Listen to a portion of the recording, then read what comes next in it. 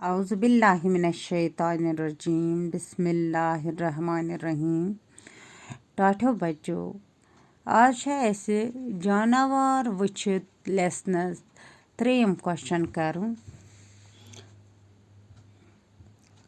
मिसाल वुछित बनवियो नई लफ्ज़। गोडनिच मिसाल दित लहसुन, लाम सीम नून।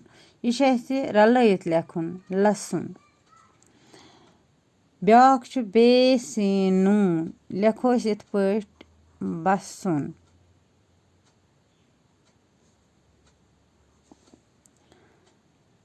ब्याक अलिफ सीन नून असुन।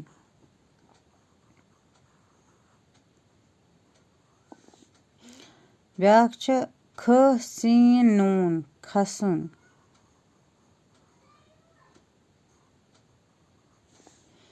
ब्याक फ सीन नून गो फसुन।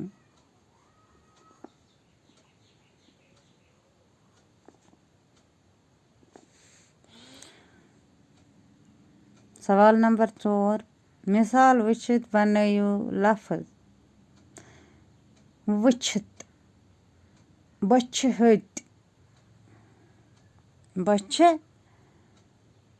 हति अत बच्छ हतन। ब्याक गो माय हति अत माय हतन।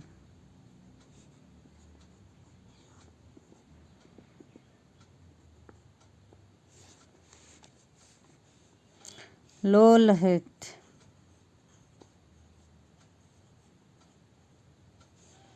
लोल हतन।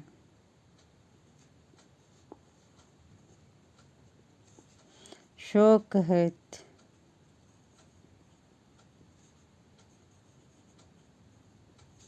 शोक हतन।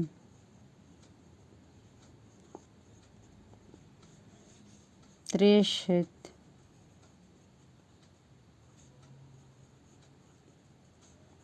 त्रेश हतन। पत ब्याक अशरफ लकुट, योर आदिल बोड़। आकिब छोट, आदिल थोद। यम मुतजाद लफ्ज़। लकुट अथी बोड़, छोट अथी थोद। इथे पत ब्याक दोह अथी रात। निचो अथी कूर। ब्रोंठ अथी ब्रोह अथी पत। ज़विल अथी मुट। बन अथी हेर। सारी मुतजाद लफ्ज़। पत ब्याक अच्छा रलयित बनयु लफ्ज़। और योर अच्छे हयित दित इथे पटन और योर। ब्याक दौर दौर इत पट लेखुन दौर दौर। पत ब्याक तोर योर इत पट लेखुन तोर योर। इथे पट ब्याक बागनय अत इत पट लेखुन बेले बा गाफ नून बोड़ी बागनय। ब्याक मुतजाद अत इत पट लेखुन मुतजाद। पत बनावुन अत इत पट लेखुन बनावुन। गोबरे ये लेसन गो कंप्लीट।